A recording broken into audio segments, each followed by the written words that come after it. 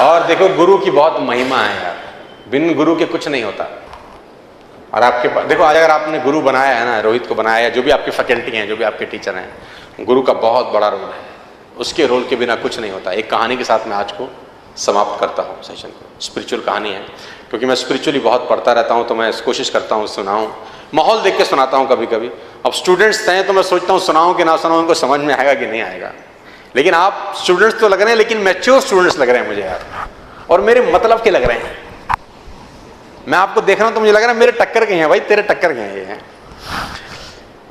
तो जब महाभारत का युद्ध, महाभारत देखिए आप लोगों ने, जब महाभारत का युद्ध हुआ तो सबसे भीषण युद्ध था कर्ण और अर्जुन का। सबसे खतरनाक लड़ाई थी वो। और जानते हैं कि उसमें लड़ाई में प्रूफ क्या करना चाहते थे कि बेटर कौन है। लड़ाई किस चीज की थी?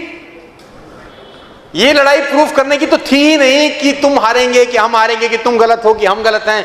दोनों में एक ही लड़ाई थी कि हम दोनों में बेटर कौन है। और बहुत खतरनाक लड़ाई थी। तो शास्त्र हम लोगों की ये कहते हैं, अगर आप पढ़ेंगे तो शास्त्र कहते हैं कि एक समय ऐसा आया उससे लड़ाई के दौरान कि जो कर्ण थे, उन्होंने जब तीर चलाया, जिसको बोलते हैं एरो, और वो तीर जब अर्जुन के पहिए में जाके लगा, तो शास्त्र ये बोलते हैं कि अर्जुन का जो रथ था, जिसपे भगवान कृष्ण खुद विराजमान थे, उनका रथ 3 कदम पीछे खिसक गया। इतनी शक्ति के साथ उसने बाण मारा। कितना फीट पीछे गया? 3 फीट। अब बारी अर्जुन की थी, उसको उसका आंसर। अब अर्जुन ने भी बाण लगाया, और जब वो बाण कर्ण के पहिए पे लगा तो उसके घोड़े जो उस रथ को खींच रहे थे 60 कदम पीछे ले आए। वो इतनी शक्ति के साथ बाण लगा। तो अर्जुन बहुत खुश हुआ। अर्जुन ने बोला भगवान को, हैंस प्रूव्ड, हैंस प्रूव्ड कि कौन शक्तिशाली है। कि जब उसने चलाया तो 3 स्टेप्स, अब जब मैंने चलाया तो।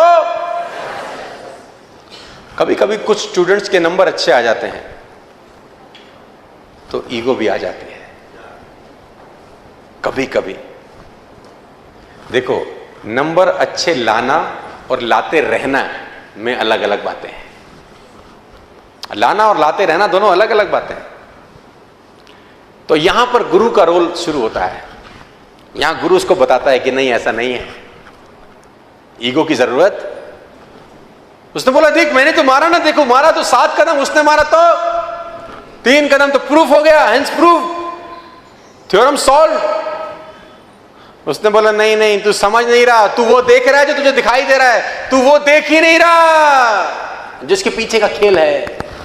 उसने बोला इसके पीछे का क्या खेल है? उसने बोला इसका पीछे का खेल मैं तुझे बताता हूं कि तेरे रथ पे मैं बैठा हूं, पूरी दुनिया का भार लेके, और तेरे रथ पे एक और शक्ति विराजमान है जिसको बोलते हैं बजरंग बली, है ना, और उनकी ध्वजा में विराजमान थे। और ये वो बजरंग बली हैं कि जिनकी पूंछ तेरा भाई हिला नहीं सका था, जिसको तुम भीम बोलते हो। ये ताकत तेरे रथ पे बैठी है, उसके बावजूद वो तेरे रथ को 3 कदम पीछे कर गया रे। और तुझे भरोसा नहीं हो रहा तो ये देख।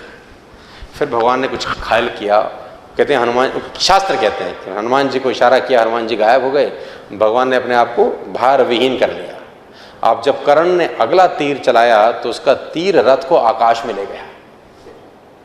तो भगवान ने बोला इसीलिए गुरु की जरूरत रहती है कि चेला उड़े नहीं फालतू फंड में।